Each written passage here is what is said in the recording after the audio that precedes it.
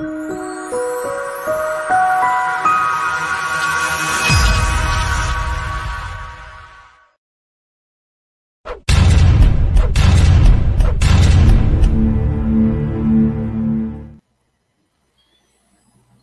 pessoal, sejam bem-vindos a mais um estudo do Livro dos Médiuns. Eu estou aqui com o Cláudio, com o Rui. Vamos começar estudando o capítulo que fala das reuniões e das sociedades espíritas, no item 324. Então, Rui, nos fale um pouco mais desse artigo. Pois não, saudações fraternas, Eric, Cláudia, você que estuda conosco, interagindo pelo chat ao vivo, trocando ideias e compreendendo melhor em conjunto. Este capítulo nos fala sobre o método de organização das reuniões, das sessões práticas espíritas, para que tenham um bom curso, para que possam alcançar o propósito de estudo sério, com o objetivo de autoconhecimento, de conhecimento espiritual que facilite o nosso progresso intelecto-moral e, ao mesmo tempo, exercício de caridade em via de mão dupla, à base da reciprocidade. E Kardec nos oferece um roteiro nesse sentido que ainda é perfeitamente adequado à nossa atualidade. Não há nenhum tipo de característica, nenhum tipo de traço que nos autorize dizer que se trata de prescrições ultrapassadas, que dizem respeito apenas ao século XIX, em que se situou Kardec na formulação do seu método espírita por este tratado da mediunidade, que é o Livro dos Médiuns, Guia dos Médiuns e dos Evocadores. Mas para conferir, já que a proposta é que raciocinemos primeiro, para então, de posse da compreensão, verificarmos onde está o bom senso, onde está a razão, aquilo que nos oferece Kardec em seu texto inspirado pelo ensino coletivo dos espíritos superiores. Item 324, vamos à leitura das reuniões em geral. As reuniões espíritas oferecem grandíssimas vantagens por permitirem que os que nelas tomam parte se esclareçam mediante a permuta das ideias, pelas questões e observações que se façam, das quais todos aproveitam. Vejam por este introito que Kardec resume muito bem o caráter das reuniões espíritas segundo o método por ele preconizado. Quantos, ao realizarem em grupo as sessões mediúnicas, preparam antecipadamente as questões para o diálogo com os espíritos, não limitado ao recolhimento de ditados? Quantos, durante a sessão e depois, para orientar estudos, fazem as observações metodicamente colocadas, tomando nota ou com o auxílio do gravador, registrando tudo? Às vezes, o que impera, lamentavelmente, em vez disso, é o improviso ou simplesmente a passividade. Se escuta, né, se toma por escrito o ditado dos espíritos e tudo fica na gaveta até que se realize a próxima sessão, sem que disso tire uma utilidade, uma fonte de estudo. Meus amigos, então, a gente enfatiza essa introdução para deixar bem claro o caráter sério, o caráter instrutivo que preconiza Kardec para as reuniões em geral. Os amigos gostariam de fazer alguma observação inicial? Não havendo,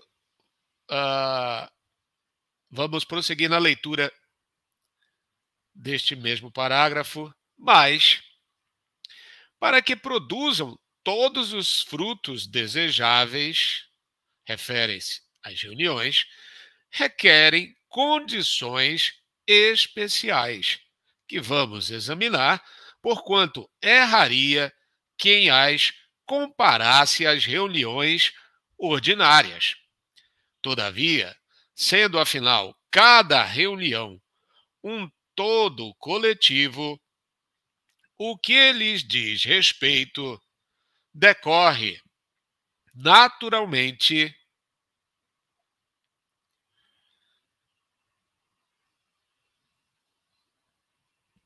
das precedentes instruções. Cabe-lhes tomarem as mesmas precauções e preservarem-se dos mesmos escolhos que os indivíduos. Essa é a razão por que colocamos em último lugar este capítulo. O que Kardec, meus amigos, quer dizer quando diz, quando aponta aí que toda reunião, ou cada reunião, é um todo coletivo? Como devemos interpretar, né? E o que ele quer dizer com instruções precedentes? Ele está se referindo ao livro? Eu acredito que é todo o livro aí, né, desde que o assunto é pautado no uso mediúnico racional.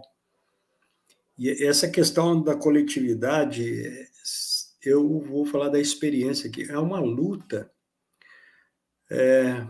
para a gente conseguir que o grupo, por mais afinado que seja, compreenda essas questões aí.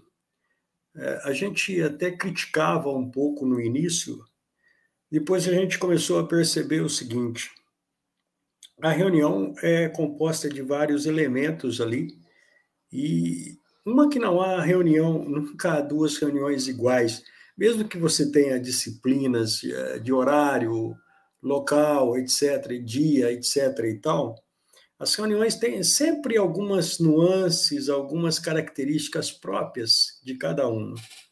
E a gente viu que a dificuldade maior é dos próprios médiuns entenderem esse trabalho de coletividade.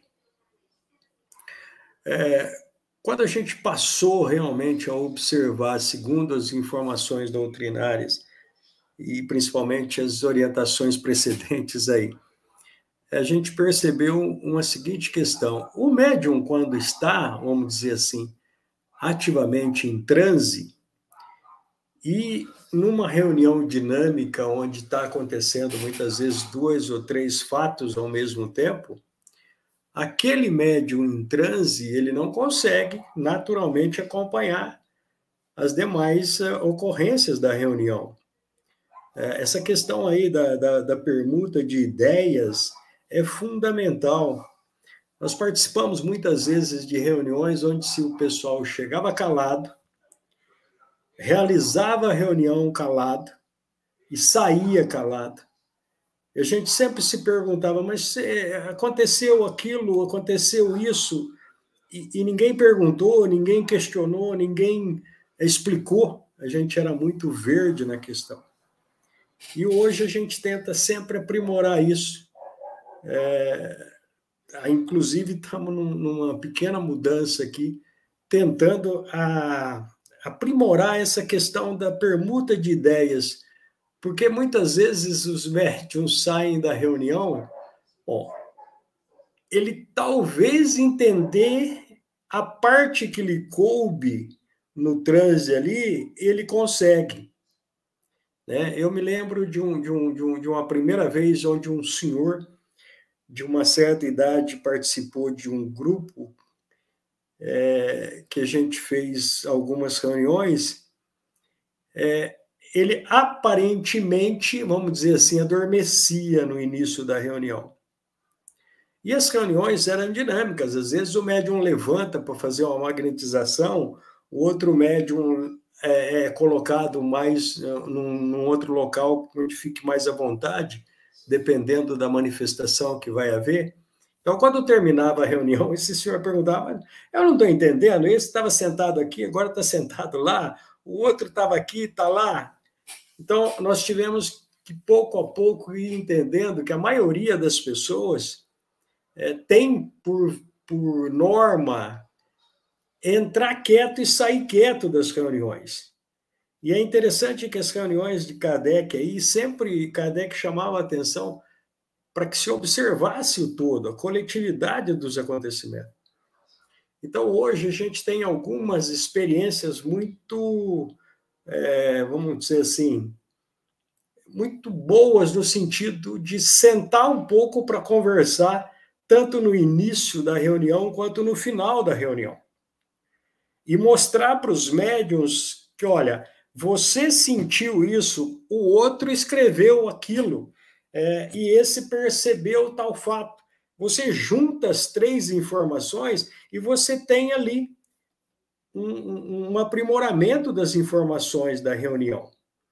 Isso é uma constante e vem dessa questão aí da permuta de ideias que a gente, infelizmente, não vê em alguns grupos. E mesmo quando a gente tenta colocar isso num grupo mais aberto, mais, vamos dizer assim, mais suscetível de trocar informações, as pessoas ainda relutam em tentar entender, né?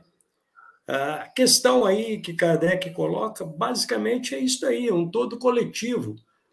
A gente tivemos uma experiência, só para terminar, nós tivemos uma experiência muito boa. Nós temos um grupo familiar aí que se reúne há pelo menos, acho que 12 ou 14 anos, de 12 para 14 anos. E a família tem uma empregada. Essa empregada sempre acompanha a patroa nas reuniões. Durante esses 12 últimos anos aí, essa empregada participou porque vinha acompanhando a patroa. O que houve? Houve um desencarne de um familiar recentemente. E qual não foi a surpresa? Quando essa empregada, que há 12 anos está acompanhando todo mundo ali quieta, puxou naturalmente um papel e grafou uma pequena mensagem ali, avisando que era para todos ficarem tranquilos, que os avós estavam recebendo aquele familiar que tinha. Para começar, essa senhora, até uma amicíssima da gente, já há mais de 20 anos que nós a conhecemos, simples, semi-analfabeta, sempre olhou as reuniões, dizia não entender o que acontecia ali, simplesmente sentou naturalmente ali, puxou de uma folha, puxou uma caneta.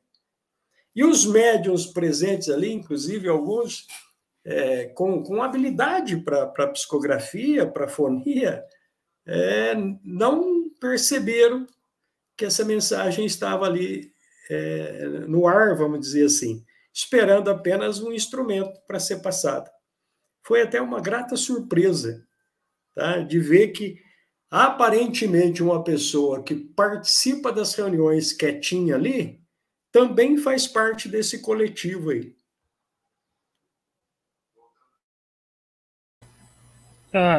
Ele está falando de todos os ensinos anteriores do Livro dos Médiuns, das outras obras anteriores, né? E o coletivo são todas as pessoas ali que formam uma comunhão de pensamento, comunhão fluídica, né? Então, é por isso que Kardec não fazia reuniões abertas, sem convite, né? Tinha que ter o convite, reuniões públicas, né? Tinha que ter o convite, porque você tem a influência do meio, né? Todos têm que estar ali, vamos dizer assim, sintonizados no mesmo pensamento de caridade e de entendimento kardeciano, uma reunião séria para que a reunião ocorra, né? A gente vai ver isso melhor. É isso mesmo. Então, em síntese, o que Kardec quer colocar é que as instruções, a metodologia dos artigos precedentes aplicáveis aos indivíduos que tomam parte no grupo, os médiuns e os evocadores, aqueles que apoiam, aqueles que dialogam, os dirigentes, né? recebem instruções que, por extensão, se aplicam igualmente à organização, ao funcionamento dos grupos práticos. Tá? Então, esses ensinamentos, que têm destinatários individuais nos capítulos anteriores, se aplicam ao todo coletivo, que é o grupo mediúnico, o grupo prático. E com os acréscimos que nas linhas seguintes vamos analisar. Portanto, podemos seguir, dar continuação à leitura. Próximo parágrafo. Item. Vamos lá. Elas apresentam caracteres muito diferentes às reuniões, conforme o fim com que se realizam. Por isso mesmo, suas condições intrínsecas também devem diferir.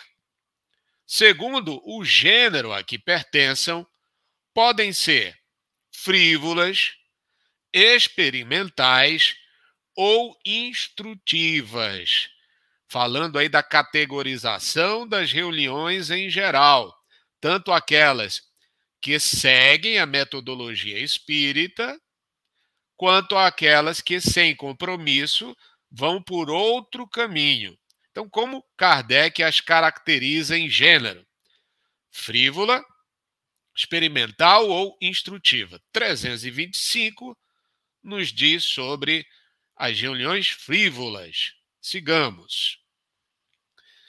As reuniões frívolas se compõem de pessoas que só veem o lado divertido das manifestações, que se divertem com as facécias dos espíritos levianos, aos quais muito agrada essa espécie de assembleia, a que não faltam por gozarem nelas de toda a liberdade para se exibirem. É nessas reuniões que se perguntam banalidades de toda sorte, que se pede aos espíritos a predição do futuro, que se lhes põe à prova a perspicácia em adivinhar as idades, ou o que cada um tem no bolso, em revelar segredinhos e mil outras coisas de igual importância. Vejam aí como caracterizada a reunião frívola, ela é indesejável aos espíritas. É apenas a observação sobre o que alhures se pratica sem utilidade, sem seriedade, trazendo todas as consequências negativas sobre as quais adverte Kardec nos capítulos precedentes, principalmente daquele reservado ao estudo das obsessões, das mistificações. Na sequência, texto. Tais reuniões frívolas são sem consequência, mas como às vezes os espíritos levianos são muito inteligentes e, em geral, de bom humor e bastante jovialidade, dão-se frequentemente nelas fatos muito curiosos, de que o observador pode tirar proveito. Aquele que só isso tenha visto e julgue o mundo dos espíritos por essa amostra, ideia tão falsa fará deste como quem julgasse toda a sociedade de uma grande capital pela de alguns de seus quarteirões. O simples bom senso diz que os espíritos elevados não comparecem às reuniões deste gênero e em que os espectadores não são mais sérios do que os atores. Quem queira ocupar-se com coisas fúteis deve francamente chamar espíritos levianos, do mesmo modo que para divertir uma sociedade chamaria truões. Porém, cometeria uma profanação aquele que convidasse para semelhantes meios individualidades veneradas, porque seria misturar o sagrado com o profano. Amigos, deste parágrafo destaco que Kardec ressalva que mesmo numa reunião frívola é possível fazer observações com certo proveito. Não é? Isto nos parece digno de destaque, porque, conquanto a frivolidade seja indesejável ao estudioso sério, àqueles que buscam se esclarecer quanto à existência do mundo espiritual, da possibilidade dos desencarnados se comunicarem, podem ainda assim, nesse meio frívolo, ter o testemunho, né? Colher o testemunho de tais manifestações.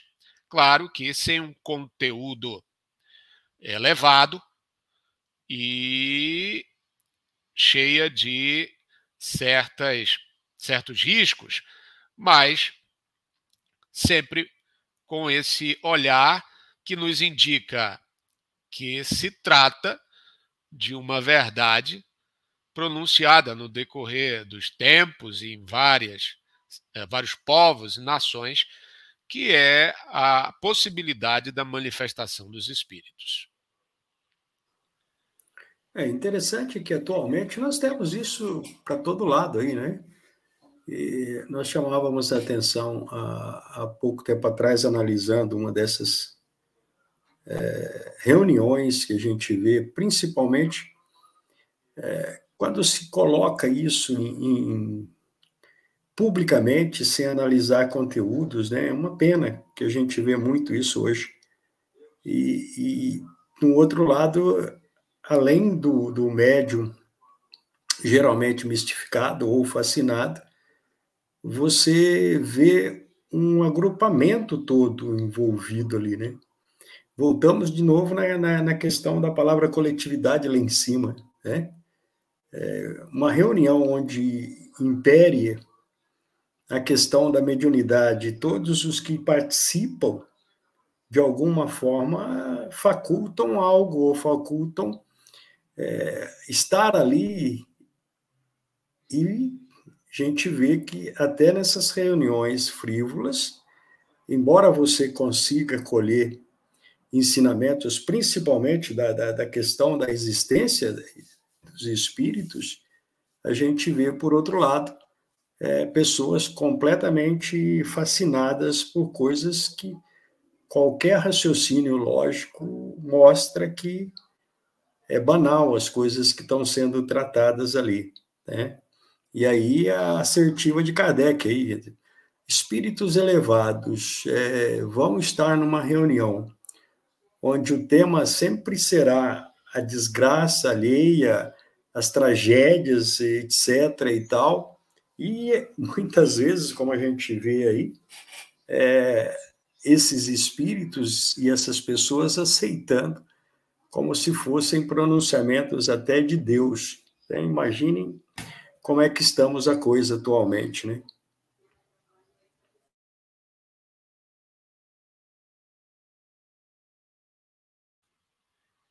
Item 326, na sequência, a segunda categoria.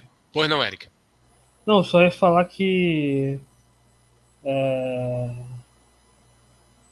são espíritos, né? Que você pode aprender com qualquer espírito, né? Mas essas reuniões frívolas eram realmente muito comuns no início do espiritismo, né? Quando começou as mesas girantes das irmãs Fox, depois que vieram os pesquisadores sérios, né? E colocaram as pesquisas sérias. Mas realmente esse tipo de espírito leviano e tal, ele, para um pesquisador atento, é fácil de perceber pela linguagem, né? Ele mesmo não, diferente do pseudo-sábio, ele não se esconde tanto. E é mais gracejador do que mal, né? Pela escala espírita. É interessante a observação, Érica. Os espíritos de todas as classes podem ser objeto de observações e de estudos, certo? Como psicólogos, nós vamos olhar atentamente para esses indivíduos de modo a tentar inferir as leis que conduzem a sua maneira de se comportar, a formulação das suas ideias, dos seus pensamentos, as suas atitudes, o que, de resto, deu origem, pelo estudo de Kardec, à escala espírita, né, muito necessária a essa distinção a que você se refere, né, para que saibamos, quando estamos dialogando com um espírito mais ou menos elevado ou imaturo, imperfeito. Mas o fato é que, desde que mantenhamos-nos em guarda, né, de acordo com os postulados do método espírita, nós não vamos correr riscos, mas apenas tomar notas quando tivermos que analisar espíritos imperfeitos. Não é claro que, se nós formos imperfeitos e pela simpatia dermos vazão às frivolidades todas que eles nos colocam, a coisa deixa de ser estudo. Não é? Mas quando há ordem, nós podemos exercer certa ascendência para apenas sermos observadores, estudiosos do gênero espiritual, né? Todas as classes dos espíritos. Segunda espécie de reunião é a reunião experimental, né? Do item seguinte, 326. Kardec nos explica: as reuniões experimentais têm particularmente por objeto a produção das manifestações físicas, né, os efeitos físicos sensíveis no mundo corporal provocado pelos espíritos. Para muitas pessoas, são um espetáculo mais curioso que instrutivo. Os incrédulos saem delas mais admirados do que convencidos, quando ainda outra coisa não viram, e se voltam inteiramente para a pesquisa dos artifícios, porquanto, nada percebendo de tudo aquilo, de boa mente imaginam a existência de subterfúgios. Já outro tanto não se dá com os que hão estudado. Esses compreendem de antemão a possibilidade dos fenômenos e a observação dos fatos positivos lhes determina ou completa a convicção. Se houver subterfúgios, eles se acharão em condições de descobri-los.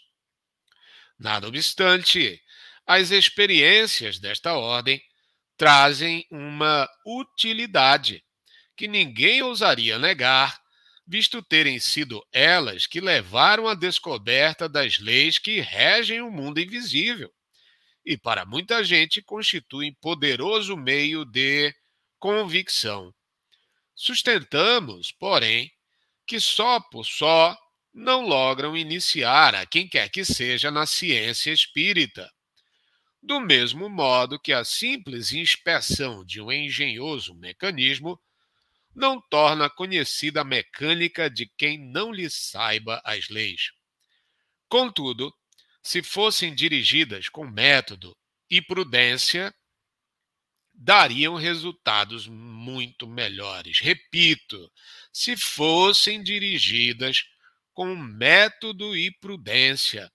É tudo o que, em síntese, o Espiritismo preconiza para a prática: o método e a prudência no trato com os espíritos, com o fim sério, instrutivo, né, de aprendizado moral. E, às vezes, é o que não se faz. Meus amigos, é curioso, nós observamos uma divulgação muito grande de certos indivíduos que se mantêm nesse nível de curiosidade à busca de manifestações físicas, né? anos a fio para fazer registros de voz, registros de imagem, para evidenciarem assim que o mundo espiritual existe, que a vida além da morte existe, e ficam nessa tecla, sem desprezar, sem qualquer tipo de demérito. Nós observamos que o Espiritismo dá um salto de qualidade, e conquanto reconheça uma certa utilidade nisso, vai muito além, porque deseja, com a evidência da manifestação dos espíritos, formar toda uma ciência sobre as características da existência e as fases existenciais dos seres, pondo em perspectiva uma grande filosofia que nos mostra o encadeamento lógico dessas fases e nos dá um certo sentido para a vida.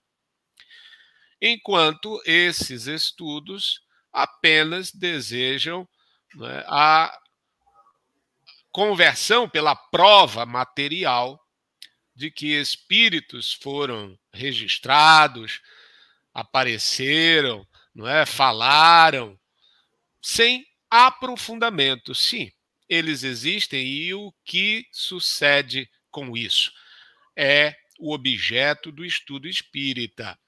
Dizer que, se somos imortais, quais as consequências, quais as leis que devem disciplinar a sequência de nossas vidas e o nosso progresso espiritual. É uma pena, né? Ou talvez, por outro lado, não tanto, a questão da chamada ciência espírita ainda não lograr campo no nosso país. Há alguns anos atrás, nós tivemos contato, não sei se vocês chegaram a conhecer o senhor Carlos Embassai, eu não sei se é essa a pronúncia. Ele já estava nos Estados Unidos já há muitos anos, né? Professor de física. E ele disse que era complicado falar de espiritismo para o americano e para o europeu, né? Porque eles querem pesar, eles querem medir, eles querem... E ele, como espírita e professor de física, ele disse que tentou até algumas vezes montar pequenos grupos de estudo científico, né, nos Estados Unidos, mas era muito complicado, porque a gente tem uma questão muito delicada, que é a questão da religião que se envolve, infelizmente, no meio espírita, né? Ele diz que chegou a conhecer bons trabalhos nos Estados Unidos de pesquisa laboratorial de provas da existência dos espíritos, da continuidade da vida, mas as pessoas sempre ficavam com o pé atrás quando a questão era a doutrina espírita. E ele falou, olha, pequenos grupos a gente ainda conseguia introduzir um certo conhecimento, introduzir um estudo da doutrina, mas sempre se batia na tecla que eles querem ver, eles querem pesar. E isso, desde quando a doutrina veio às mãos humanas, aí, os espíritos sempre deixaram bem claro que eles podem até ser objeto de análise, objeto de observação, mas eles nunca vão ser joquetes eles não têm que provar nada, né? Eles não têm que fazer, como se diz aí, como é que chama? O Dr. Carlos até tinha um trabalho que chegou a falar que ia apresentar para a gente, mas depois a doença, bem rápida, o levou ao desencarne e nós perdemos essa oportunidade. Mas ele, como físico e como espírita, sempre batalhou para que pudesse haver grupos de ciência espírita, mas calcados na codificação, calcados na doutrina. E o pessoal quer provas laboratoriais. Não vai ser complicado essa parte aí, né?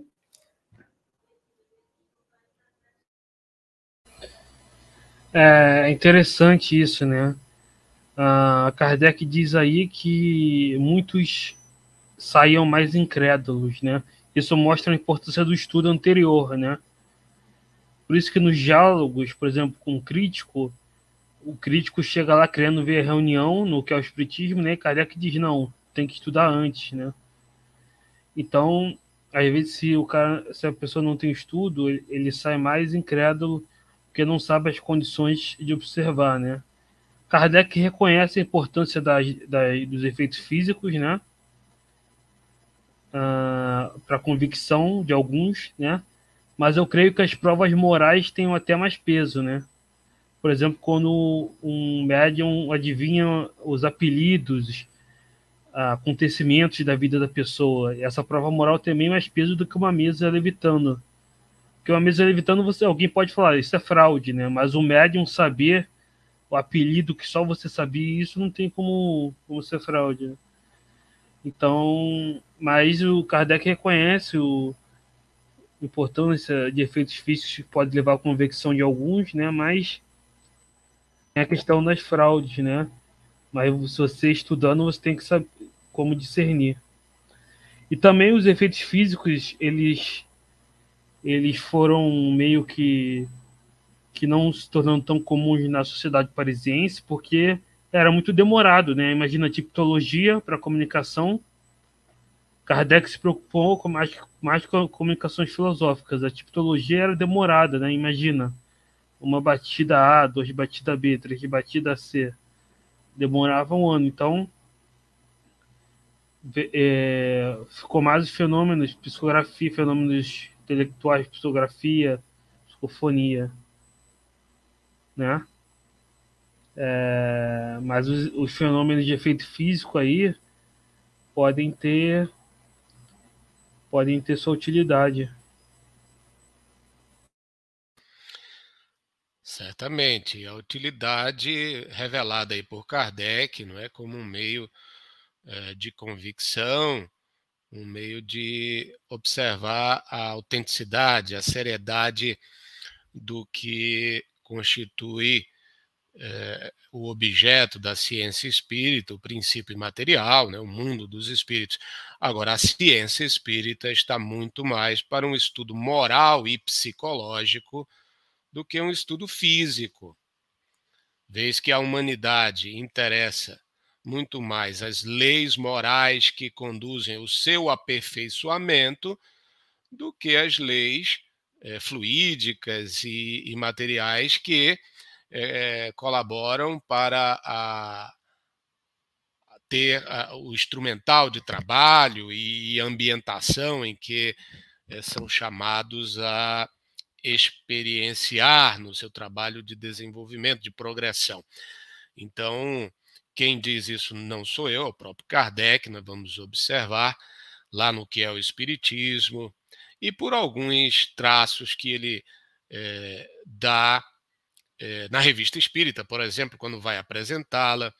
O subtítulo da Revista Espírita é Jornal de Estudos Psicológicos, nos deixando bem a par desse caráter, né? Como disse o Érico, o que interessa é o estudo da manifestação inteligente, esse aspecto intelecto-moral, para que entendamos bem, não é, como é que o espírito ele adquire conhecimento, como é que se dá o seu desenvolvimento, no sentido, ora, ético-moral, no outro sentido, de faculdades intelectuais, porque isso é a estruturação das grandes faculdades que nos levarão à perfeição.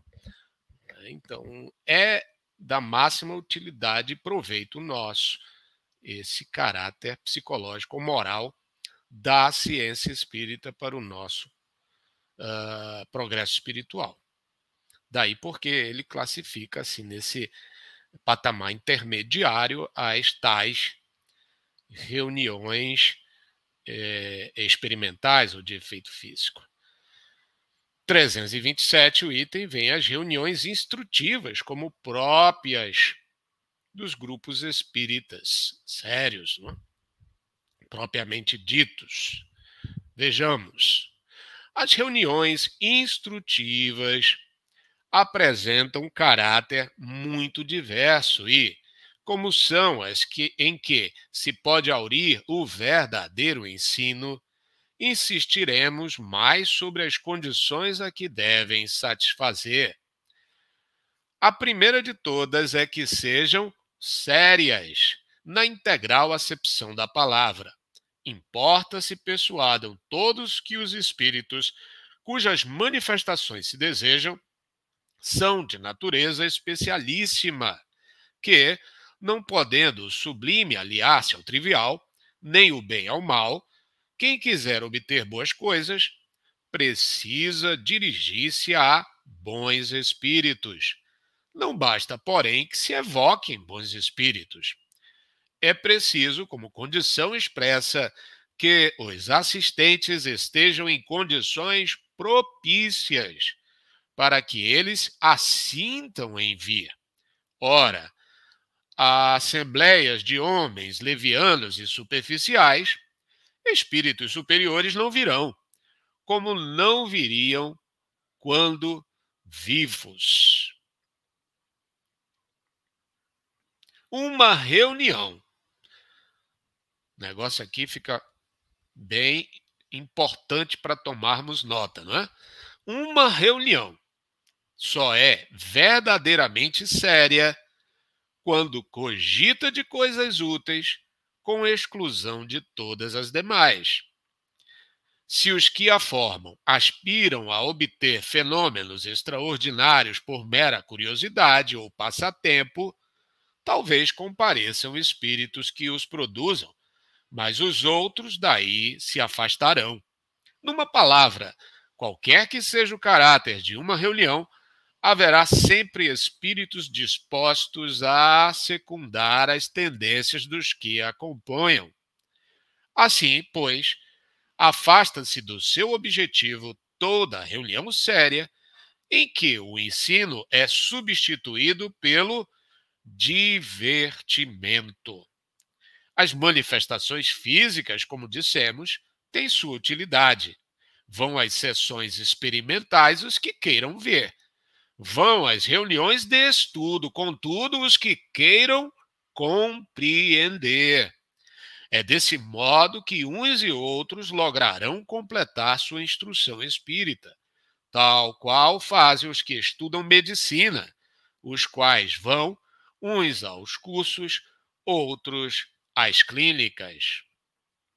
Vejam a chamada responsabilidade nas palavras de Kardec. Não nos basta parecer sérios.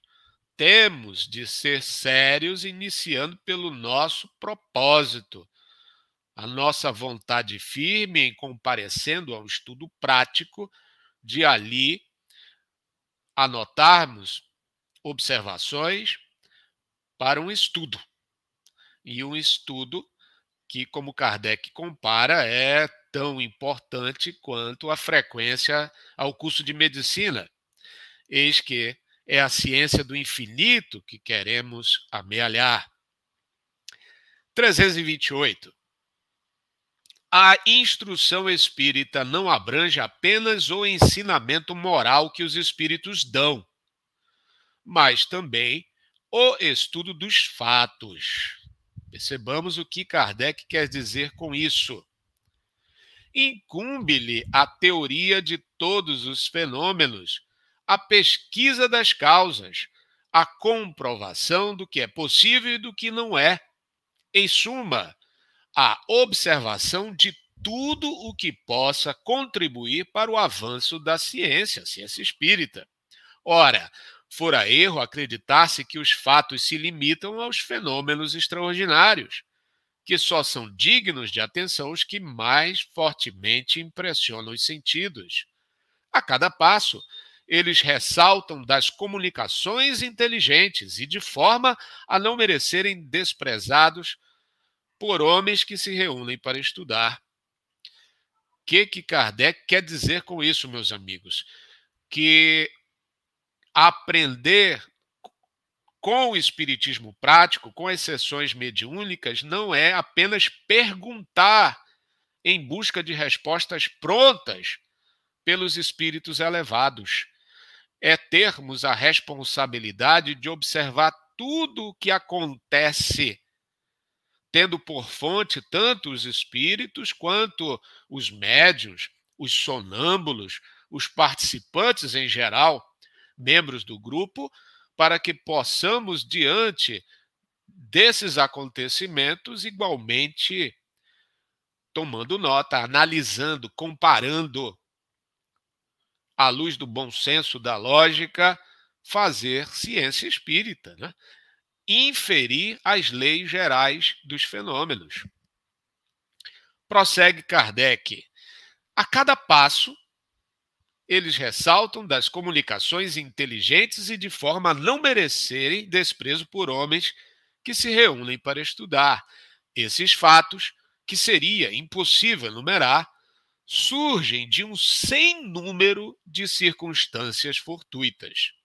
Embora de menor relevo, nem por isso menos dignos são do mais alto interesse para o observador, que neles vai encontrar ou a confirmação de um princípio, de uma lei conhecida, ou a revelação de um princípio novo, que o faz penetrar um pouco mais nos mistérios do mundo invisível.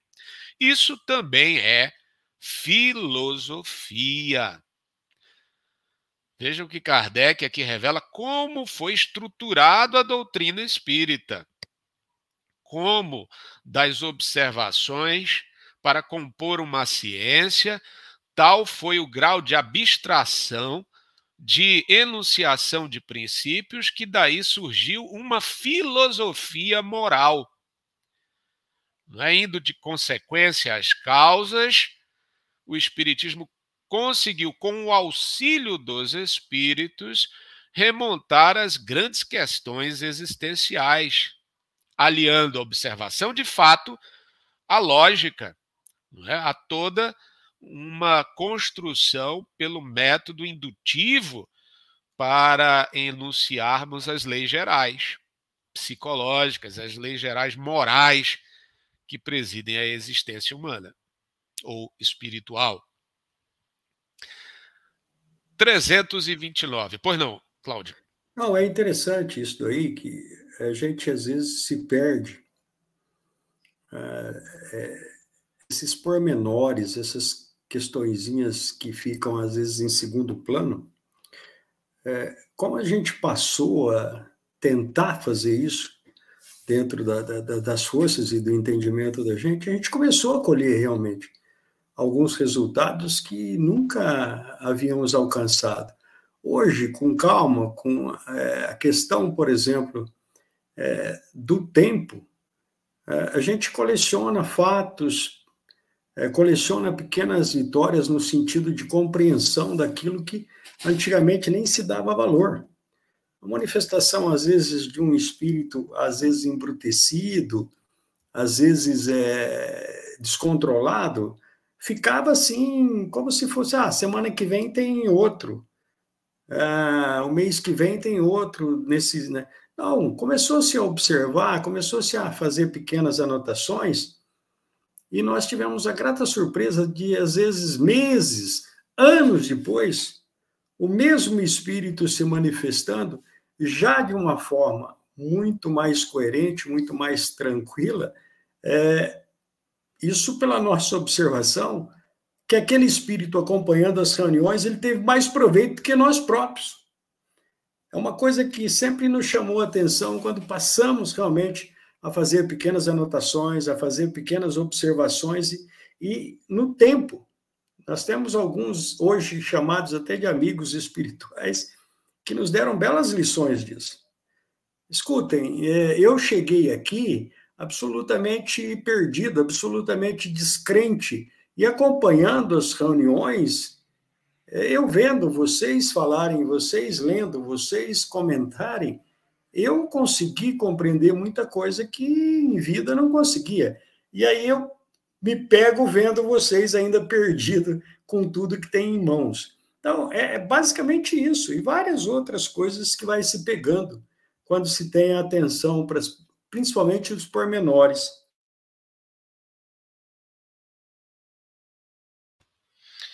Muito desse conteúdo já está mastigado, alicerçado na doutrina espírita.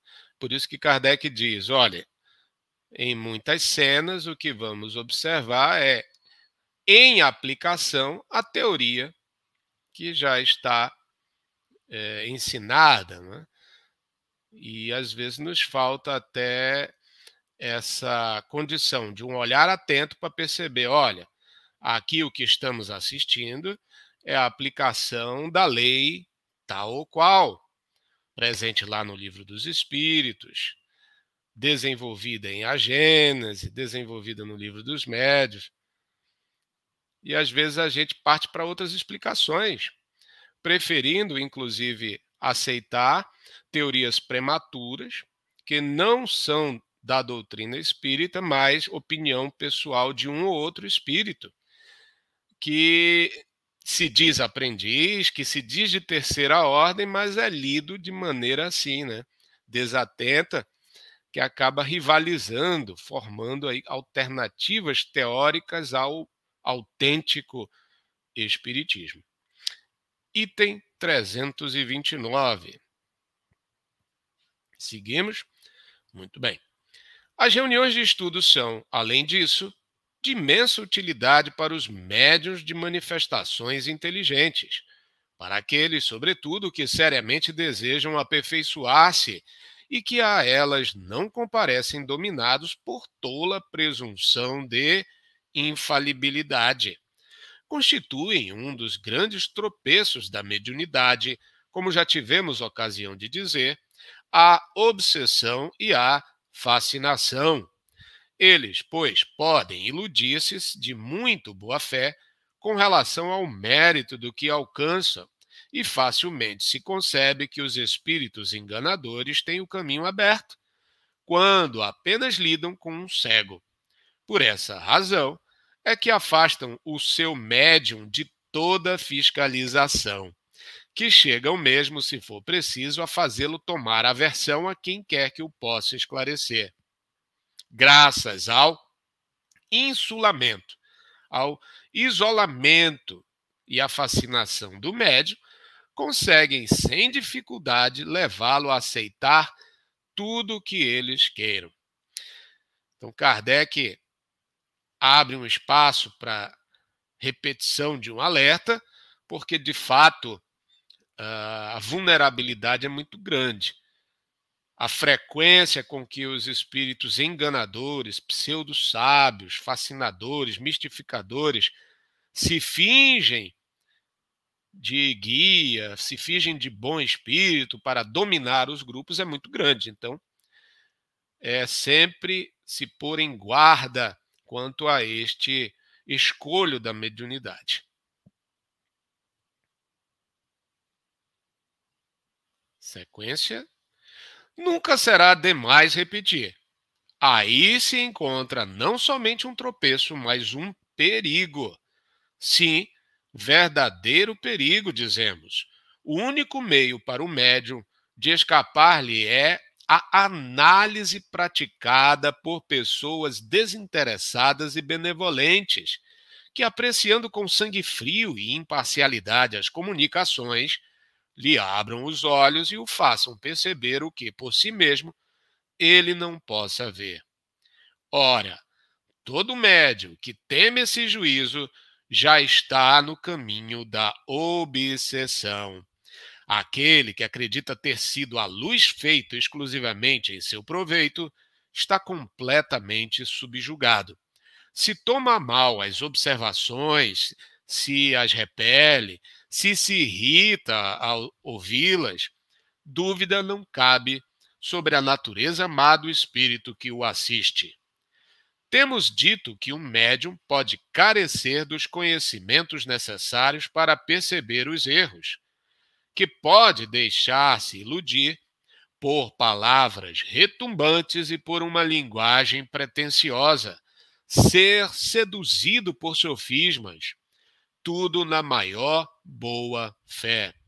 Por isso é que, em falta de luzes próprias, deve ele modestamente recorrer a dos outros, de acordo com estes dois adágios: 4 olhos veem mais do que 2, e ninguém é bom juiz em causa própria.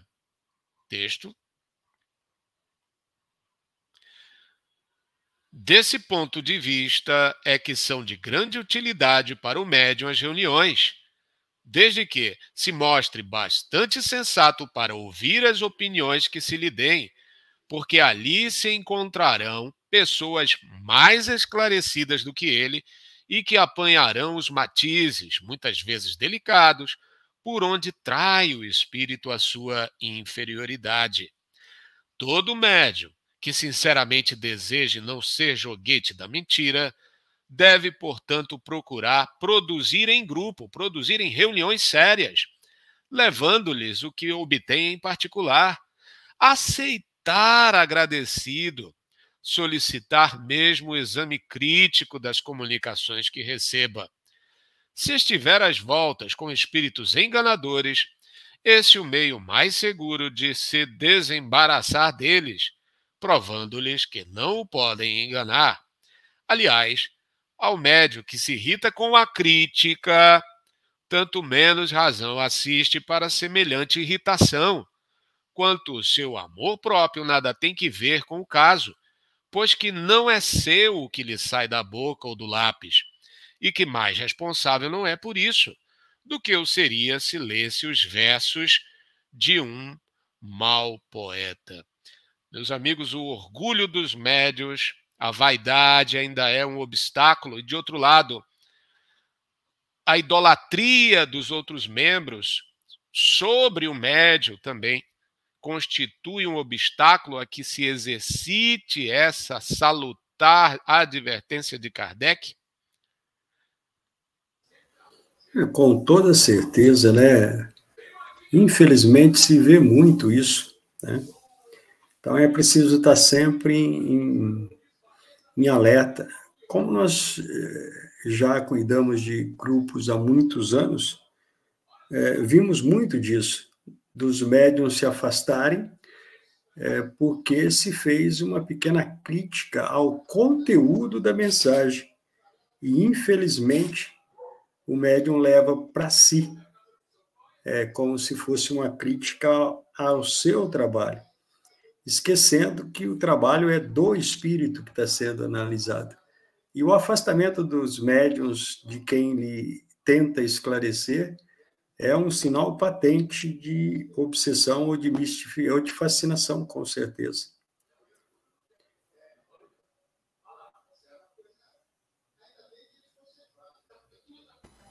Exatamente, por isso que é importante a reunião coletiva, porque você tem outras opiniões, né?